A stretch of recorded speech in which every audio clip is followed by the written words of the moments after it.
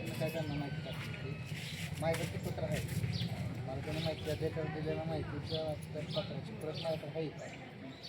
मी त्यांना काय म्हटलं की ग्रामपंचायतीत साहित्य संस्था, त्या साहित्य संस्थेतनं एखाद्या प्रशासकीय कार्यालयाला होणारं पत्र यावं, त्या पत्रावर जावक नंबर नसतो आणि त्या जावक पत्राची ग्रामपंचायतच्या जावक रजिस्टरला नोंद नसते. ते पत्र कायदेशीर असतं आणि ते सगळं मुद्दा हे आम्हाला सारखं आमचं म्हणजे बजेट 25 ऑगस्ट 2025 ग्रामपंचायत ऑलरेडी ठराव झाला. ठराव काय झाला, एक चालू कमिशन बंद करून नवीन पंचायत सदस्याला कायमस्वरूपी परवानगी. ग्रामसभेतल्या ठरावात सरपंच, ग्रामसेवक किंवा ग्रामपंचायतच्या सदस्यांना मासिक सभेत आव्हान देण्याचा अधिकार असतो. जर तसा अधिकार असेल तर तसं शासकीय परिपरिषद, शासकीय जिया किंवा कायदेशीर शासकीय मोहरून ठेवलेलं त्याची ती माहिती टाकल्यानंतर मला पत्र की आमच्या कार्यालयाच्या अभिलेखात तसं कुठंही पत्र आढळून येतं. त्यामुळे तुम्ही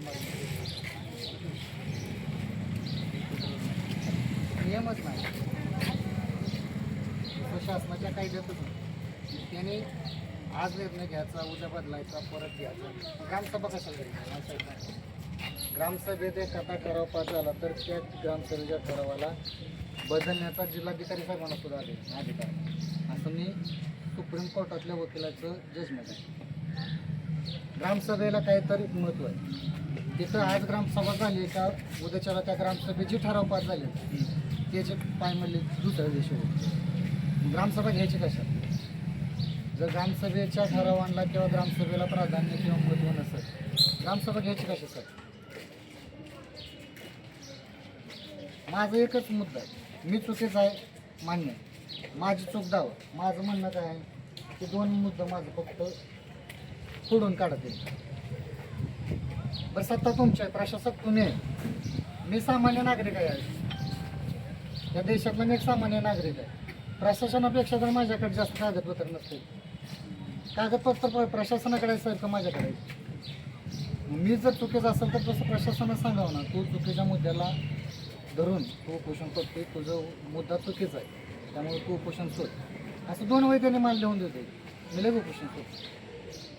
मला कुठल्या प्रशासकीय अधिकाऱ्यांना टार्गेट करायचं नाही. फक्त माझी मागणी जर चुकीची असेल तर चुकीचं माना, मग ती चुकीची कशी आहे ते 2 वेळी त्यांनी लिहून देते. 2.5 वर्ष झालं साहेब, 2.5 वर्ष ही लढा चालू आहे आणि याच लढ्यातलं ही 7वं उपोषण आहे. याच्या अगोदर तुम्ही साक्षीला आहे साहेब, 13 एप्रिल 2026ला चालू वर्षात पंचायत समितीच्या प्रवेशद्वारासमोर मॅडमची परवानगी नव्हती, तरीसुद्धा मी दोघांना विनंती करून परवानगी घेऊन पंचायत समितीच्या प्रवेशद्वारापाशी बसलो मॅडम. त्यावेळेस गट विकास अधिकारी साहेबांचं मला स्पष्ट पत्र आहे. मासिक सभा आणि ग्रामसभेच्या अहवाल आणि ठरावामध्ये विसंगती आहे. योग्य अहवाल किंवा योग्य ठराव जे असेल त्याचा योग्य तो अहवाल आमच्या कार्यालयाकडे सादर करावा, अन्यथा ग्रामसेवकावर कायदेशीर कारवाई करण्याची. एवढं सुस्पष्ट असताना हे पण झालं सगळं. त्या दिवशी 3 जुलैला BDO साहेबांकडे KUOPच्या अनुषंगानं ग्रामविकास मंत्रालयातनं आणि राज्यपाल सचिवालयातनं डेप्युटी CO आणि जिल्हाधिकारी साहेबांना पत्र आलं. त्या पत्राच्या अनुषंगानं त्या तिघांनी गटविकास अधिकारी साहेबांना सुनावणी घ्यायला लावली. मग त्या सुनावणी घेताना BDO साहेबांनी मला तिथं बोलवलं. तिथं ज्या लोकांची विरोधात माझी तक्रार आहे म्हणजे सरपंच आणि ग्रामसेवक त्यांना तिथं बोलवलं. मग गटविकास अधिकारी साहेबांनी मला काय विचारलं की तुमचा मूळ तक्रारीचा मुद्दा काय? मी साहेबांना काय म्हणलं की ही जी आता तुम्हाला बोलली तेच त्यांना सांगितलं की जावक रजिस्टरच्या पत्रावर नोंद नाही, जावक रजिस्टरला नोंद नाही. आणि जी विशेष ग्रामसभा आम्ही घेतली मॅडम, एक दुःखद घटना अशी घडली. 27 मे 2024ला मासिक सभेत फक्त मागण्या अर्जाच्या आधारे त्या लोकांनी तात्काळ लगेच म्हणजे ती विषय अजेंड्यावर नसताना लगेच त्यांना नाहरकत दाखली.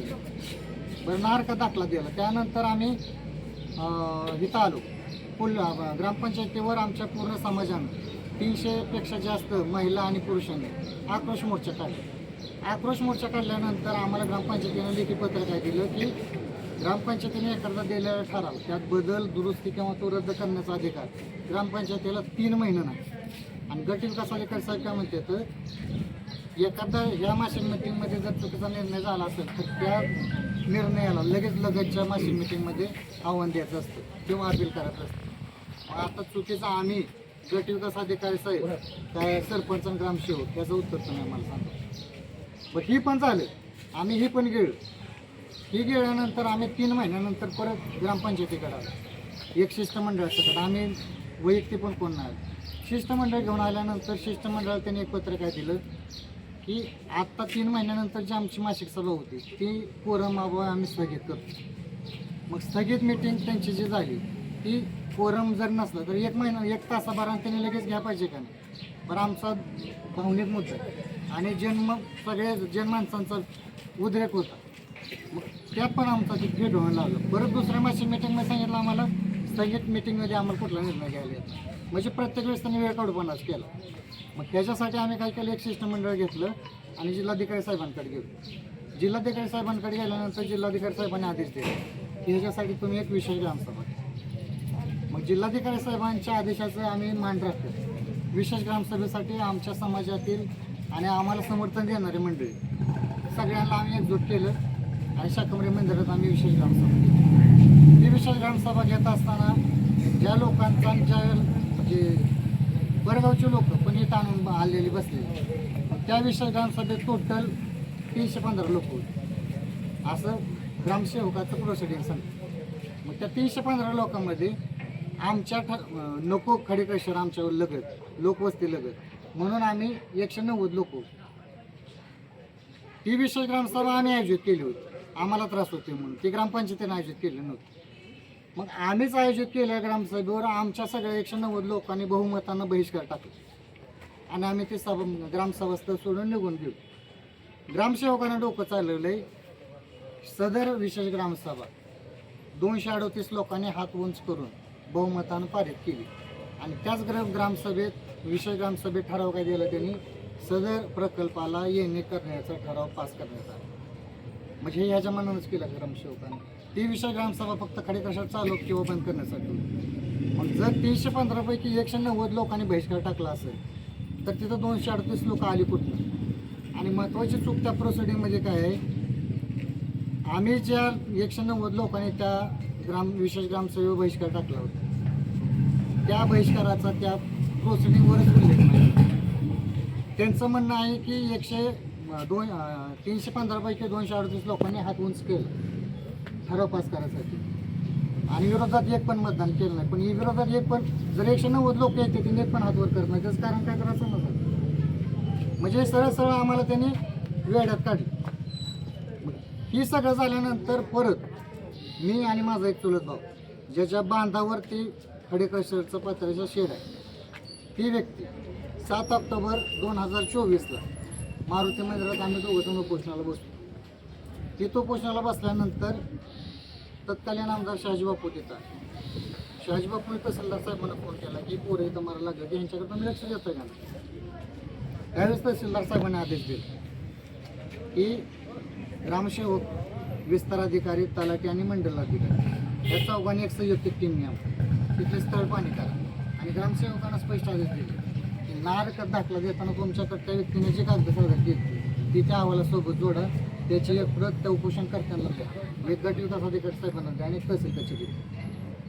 स्थळ पाणी करून आल्यानंतर विस्तार अधिकारी, मंडल अधिकारी आणि तलाठी ही तिघंजणं तिथं तलाठी कार्यालयात अहवाल बनवत होते. त्यावेळेस त्यांचं ग्रामसेवकाचं वरिष्ठ अधिकारी कोण, विस्तार अधिकारी. विस्तार अधिकारी ग्रामसेवकाला सांगितलं की तुम्हाला जी कागदपत्र त्यांनी दिली ती इथं घेऊन आपण या अहवाला जोडून यांना घेऊन आपण निघू. ती तिघंजणं गावाचे पण घेत होते अहवाल तयार करतो. आणि ग्रामसेवक 7 वाजता पळून गेला आणि त्यानं जाताना पहिल्यांदा आपल्या इथं काळजी सगळ्यात पण पाहिलं तिथपर्यंत पळून गेला. तिथं पोरांनी पाटलं केलं, धरून आणल्यानंतर म्हणलं की माझ्यावर सरपंचानं दबाव टाकला, माझ्याकडे कुठली कागदपत्र नाही, माझ्यावर दबाव टाकल्यामुळे मी त्या नारका टाकल्यावर सही केली आणि कागद नाही ते म्हणून गाडी इथं ठेवून पळून गेलं ग्रामसेवक. आणि परत आता बीडू साहेबांना काय म्हणतंय की माझ्याकडे सगळी कागद आहे. कागद कधीची आहे ती 23 मेला दिली. जी मूळ नाहरका दाखला घेणारा व्यक्ती त्याच्या नावावर ते गट झाला 11 जून. 23 जूनला तुम्ही इंडेक्सवर नाहरका दाखला देणार का? तेवढे कशाच्या ह्यांना गडबड झाली?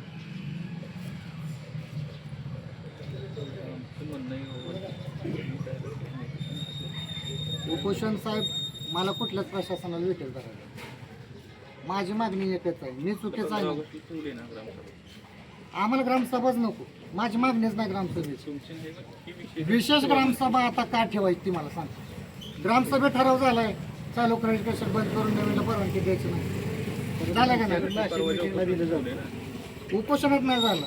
25 ऑगस्ट 2025 ठराव झालाय साहेब. कशा पण ठेवायची? आम्हाला ग्रामसभाच नको, आम्ही एक पण नाही त्या ग्रामसभेला. आता काय होतं साहेब माहित आहे का? पहिला एक व्यक्ती होता, आता 10 व्यक्ती आहेत. 10 विकत घेतलेले. आम्हाला कुठल्या उद्योगपती संघ वाद पण करायचं आणि भांडण पण करायचं नाही. आमचा त्या खडी क्रशरचा मुद्दा नाही. आता एक खडी क्रशरला तुम्ही परवानगी द्या, नाही तर 100 खडी क्रशरला परवानगी द्या. व्यक्तिगत कुठल्या व्यक्तीला आमचा विरोधच नाही. त्या व्यक्तीला का दिला आणि त्या व्यक्तीला का दिला आमचं म्हणणंच नाही. आमचं माझं मूळ एकच बेस आहे. जावक रजिस्टरला त्या पत्राला जावक नंबरवर नाही, त्याची जावक रजिस्टरला नोंद नाही. आणि ग्रामसभा महत्त्वाची असते का? जर ग्रामसभा महत्त्वाची नसेल तर त्या ग्रामसभेत निर्णय झालेलं अंमलबजावणी करायची असते का नसती? आणि जर त्या ग्रामसभेतल्या ठरावाला किंमतच नसेल तर ग्रामसभा का घ्यायची ती मला सांग. ग्रामसभा महत्त्वाची का विशेष ग्रामसभा महत्त्वाची? ग्रामसभा धोरणात्मक निर्णयासाठी घ्यायची असते आणि ती बंधनकारक आहे. जर नाही घेतली तर सरपंचावर ग्रामसेवकावर दंडात्मक कारवाई होईल. मग ग्रामसभेतच ठराव झाले तर आता त्यासाठी विशेष ग्रामसभा का घ्यायची? मग त्या ग्रामसभेला काही महत्त्व नाही, त्या ठरावाला काही महत्त्वच नाही. मग आता असं रोज काय पण करेल. मी म्हणतो माझं आज दारू विरोधात आंदोलन आहे. त्या सगळ्या दारूवाल्यांना, ज्या दारू बनावट दारू पिऊन ज्या महिलांचं ज्या पोरांचं कुटुंब उद्ध्वस्त झाले ती, बरोबर आहे का नाही? मग आमच्या ग्रामपंचायतीचा ठराव आहे 93-94चा, चालू लायसन्सचं दुकान बंद केले तरी पण आता बेकायदेशीर दारू इतके का नाही. मग आता माझी तुम्हाला प्रशासनाची पण माझी तक्रार आहे ही सगळी. मग माझी विनंती काय माहिती आहे का? जर मी संघर्ष करून जर त्या अवैध व्यवसाय करणाऱ्यावर काय कारवाई होत नसेल तर ज्या महिलांचं कुंकू पुसलंय आणि जी पोरं निराधार झाली ती, अशा प्रत्येकाला दारूधंदा करू द्या किंवा त्यांना ज्या मार्गाने 4 पैसे मिळतात कुटुंबाच्या उदरनिर्वाह करायला, अशा सगळ्याच माणसाला परवानगी द्या आणि कुणावरच काय कारवाई करू नका. मग ह्यांचं का लाड करताय तुम्ही? त्या 40 जणांचं.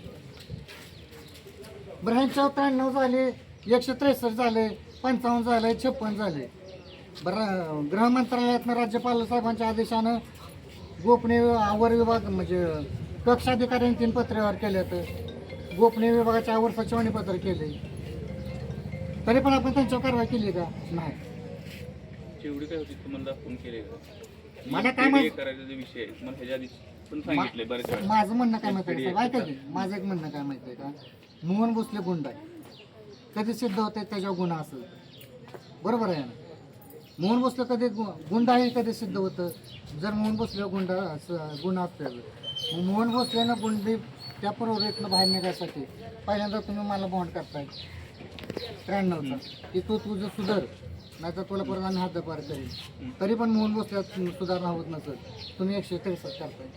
163 करून मोहनच्या सुधारणा होत नाही, लगेच 55 करताय, तरी पण मोहनची मस्ती जिरतच नाही. मग 56 करताय, 56 करून पण मोहनचं अजून मस्ती चालूच आहे. मग मोहनचा लाडका करायचा, मोहनला हद्दपार MPD करायला अडचण काय? आपल्याला सगळी प्रोसेस तर झाली आपली. 55 त्याला डबल करता येईल, 56 करता येईल. कुठल्या एकाच गुन्ह्यात जर डबल असेल ती पण जास्त आरोपी असतील एकाच मी गुन्ह्यात माझ्या साहेब ही माझी मागणी माझ्या मनानं करत नाही. ऐका की MPDA नियम आहेत, तुम्हाला याच्या आधी पण सांगितलं, पुस्तक घ्या वाचा. बेकायदेशीरित्या आपण जर MPDA केला, एवढी कागद साचवली तर कोर्ट तिथे पुढे काय करतं, रद्द करून टाकतं. काही उपयोग होत नाही त्या MPDAचा. कायदेशीर बाबींचा सगळा विचार करून आपल्याला पुढे जावं लागतं, टप्प्याटप्प्याने जावं लागतं. एकदम उडी मारून उपयोग नाही. वरती कोर्ट बसलंय त्यांच्यासाठी, ते लगेच रद्द करून टाकतात. पण मी ह्या प्रकरणासंदर्भात परवा म्हणजे 20 जुलैला राज्य उत्पादन शुल्क विभागाचे राज्याचे दक्षता आणि अंमलबजावणी विभागाचे जे राज्याचे उपायुक्त आहेत त्यांना प्रसाद सुरेश साहेब, मी त्यांना त्यांच्या कक्षात जाऊन भेटलो. त्यांनी मंत्रालयात मिटिंग असताना मला 10 मिनिटं वेळ दिला. त्यांनी माझ्या समक्ष SP साहेबांना फोन लावला, जिल्हाधिकारी साहेबांना फोन लावला आणि मला काय म्हणले की आमच्या कार्यालयाकडून आम्ही दखल घेतली. मी कुंभार साहेबांना पत्र दिलं. कुंभार साहेब काय म्हणले, आम्ही त्यांचं पहिल्यांदा 93चं बॉन्ड बनवलेलं आहे, आता आम्ही MPDसाठी प्रस्ताव देतोय. मला प्रशासक म्हणून तुम्ही आमचं मायबाप आहे, आम्हाला तुम्हाला वेटेच धरायचं नाही. मला तुमच्याकडनं अपेक्षा काय माहिती आहे का, की तुम्ही सगळ्या कारवाई केल्या त्या. तुम्ही अपेक्षा करण्यापेक्षा आमची प्रोसेस चालूच आहे. पण अजून व्यवसाय चालूच आहेत ना मॅडम. MPDA झाल्यानंतर मग पुढचं तुमचं शांत होईल की नाही डोकं जे काय आहे ते. MPD झालं त्याच्यासाठी आपण आधी काहीतरी पायऱ्या चढायला नको. झाले का आपलं सगळं प्रोसेस. असं नसतं हो. कुठे झाली तुम्हाला काय माहिती झाली आहे का नाही? मग आता मला पत्र आहेत की आपल्या पोलीस स्टेशनची 55 ते 56 झाले. तुम्हाला काय माहित पण त्याच्यावर प्रोसेस झाली आहे का नाही, मंजूर झालाय का नाही, काय झालंय हे तुम्हाला माहिती आहे का? नाही की नाही. नुसतं तयार केलं की संपलं असं नसतं. ते 3-4 हाताखालून जातात ते सगळे प्रस्ताव, त्याच्यानंतर मग ते मंजूर होतात. आता काय करायचं कारवाई मला सांगतात. तुम्हाला मी याच्या आधी पण समजावून सांगितलं होतं ऑफिसमध्ये पण काय कशी प्रोसेस चालते. करतोय आपण 55-56 काय जसं होईल तसं करत राहणार आहे. उद्या कोणी उठेल म्हणेल MPDA करा, अरे त्याला काही आहे ना, नियम आहेत, अटी आहेत. पण पहिली प्रोसेस झाल्यामुळे गॅस मात्र तयार करतात बघा प्रस्ताव. मी त्यांना पण भेटलो स्वतः.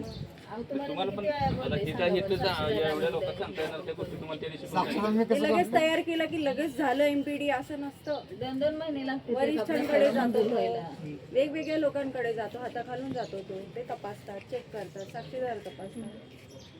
मग पुढे नंतर शेवटी जिल्हाधिकाऱ्यांकडे गेल्यानंतर मग तिथून मग तो मंजूर नामंजूर ते येतं आपलं. यातनं काय मार्ग काढायचा तुम्ही काढा. मार्ग आम्ही काढतोयच की, पण तुम्ही कुठे आम्हाला वेळ देताय मार्ग काढायला? तुमचं ऐकलंच की मी आजपर्यंत. आता जाऊन 1.5 नुसतं वर्ष उपोषणाला झालं बसताय तुम्ही. 1.5 वर्ष झालं मी आम्हाला जी तिथे कामं करायची तुम्ही इथे येऊन आमचा वेळ जातोय, मग असं होतंय. मी 1.5 तुम्हाला वर्ष याच्या आधी पण मी सांगितलंय, वारंवार तेच सांगते मी तुम्हाला. प्रत्येक कागद दाखवले माझ्या अंमलदाराने, तुम्हाला अजून काय पाहिजे सांगा. मला प्रशासकांना एक जी गोपनीय कामं पोलिसांची असतात ती पण तुम्हाला दाखवली आहेत आम्ही. अजून काय दाखवायचे सांगा. मला फक्त ही व्यवसाय बंद पडलं पाहिजे मॅडम. व्यवसाय बंद पडायला थांबा की जरा, वेळ लागतो ना या सगळ्या गोष्टींना. हा, गावात जे तर कुटुंब आम्ही काही कारवाई करत नाही का? आम्ही रेड करत नाही का? तुम्ही नसेल करत तर सांगा की तुम्ही तुमच्यावर रेडच माझा करत तसा नाही. आरोपच नाही. माझं मागणी काय माहिती आहे का, मी माझं उदाहरण देतो. महिन्यातून जर 15 दिवस त्यांचं दुकान बंद होत राहत असेल तरी चांगली गोष्ट आहे का वाईट गोष्ट आहे? हे काय आमचं बंद पडलं पाहिजे ना. तर ते त्याच्यासाठी जाऊ ना आपण हळूहळू. 55 तर केलं पाहिजे ना त्याच्यावर. कोर्टाच्या 55 विरोधात आम्ही गोष्टी कधी जर बसू बाहेर सांगा राहिल्या बरं तुम्ही. हा? आम्ही एवढे गुन्हे बिने दाखल करतो, बरोबर? काय होतं पुढे सांगा ना. तुम्हीच आता सगळं करणार मग आहे. मी तेच तुमच्यावर सांगतेय. आमचे बेस्ट आहे. मग मी आम्हाला तेच तुम्हाला सांगतेय. टार्गेट याच्या आधी करायचं पण नाही. मी तुम्हाला तेच सांगितलं. आम्हाला तुमच्या हातात हात घालून काम करायचं आहे. फक्त हे जे अवैध व्यवसाय चाललेत याचं काय आम्ही समूह उच्चारण करायचं. तुम्हाला सगळे पर्याय सांगितले, मार्ग सांगितले, बरोबर आहे की नाही? तुमची आम्हाला कशी साथ हवी आहे हे पण सांगितलं. तुम्ही जर इथे बसला तर कोण येणार आमच्या सोबत तिकडे? हा? तुम्हाला परवा मी बोलले, तुम्ही तिकडे निघून गेला ती परत आलंच नाही. मी आलतेच परत. कधी आलं? सकाळी उठून तुम्ही आला का? बरं, मी तुम्हाला नाही फक्त हे चालत. पण सांगितलं की तुमच्यामुळे तुमचं कुटुंब सफर होतं. मॅडम माझी कहाणी झाली तुम्हाला सगळं माहिती आहे. मला माहिती म्हणून तर सांगते. तुम्ही मला सगळं सांगितलं, त्याच्यावर मी तुम्हाला सांगितलं की तुम्हाला कशाला तुम्ही सफर होऊन त्या गोष्टींना. आपण हातात हात घालून काम करतो तर करूयात ना. तुम्ही जर इथे 4 दिवस 8 दिवस बसलात तर सगळं दुकान आमचं बंद राहील. तुम्हीच ह्याच्यात मार्ग काढा. फक्त यातलं समूह अहो, उच्चारण. मार्ग नाही, आम्ही त्या मार्गावरच आहोत, आम्ही त्या ट्रॅकवरच आहोत. तुम्ही आमचा ट्रॅक वळवताय हे तुम्हाला कळतंय का इथे बसून? पण माझं मुद्दा 2 आहेत नाही तर तुमचा ट्रॅकचा नाही विषय काय. पण हे कायम तुम्हाला ऑफिसमध्ये आल्यावर या बसा चहा घ्या घेते म्हणते की नाही? होय की नाही? तुम्हाला काय बोलले? परत जर उपोषणाला बसलात तर मी चहा नाही, मी तुम्हाला इथे उभं पण नाही राहून देणार. पण हे तर अन्याय होते मॅडम. काय मोगम मला हौस आहे का. आज 3रा दिवस आहे माझ्या उपोषणात. अन्याय जो आहे त्याच्यासाठी आपल्याला लगेच त्याचं पूर्णपणे काढता येत नाही ना ते खोदून. आता कायद्याच्या चाकोरीतनं विचार केला तर तुम्ही म्हणताय प्रत्येक प्रोसेसला वेळ आहे. तुमचं मी मान्य करेल, प्रोसेसला वेळ लागते. पण ह्याने ऑलरेडी प्रोसेस चुकीच्या राबवली. ते ग्रामपंचायतचं झालं तुमचं किंवा ग्रामसभेचं झालं तुमचं, काय ग्रामसेवकाचं झालं. आमचं अवैध धंद्यांबद्दल मी तुम्हाला सांगते. मला राहिली तुमच्याकडनं तुमची गोष्ट ग्रामसभेची, ग्रामसेवकाची वगैरे, तुम्ही जाऊन भेटा ना जिल्हाधिकारी साहेबांना. भेटलो ना, सगळे झाले.